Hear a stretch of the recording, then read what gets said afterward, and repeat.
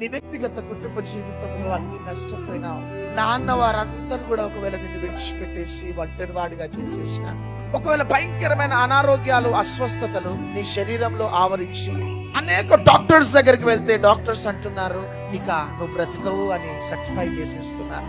ఒకవేళ భయంకరమైన అప్పులలో కూరుకుపోయి వడ్డీలు కట్టుకోలేని స్థితిలో ఒకవేళ ఇక్కడికి నువ్వు వచ్చినావు.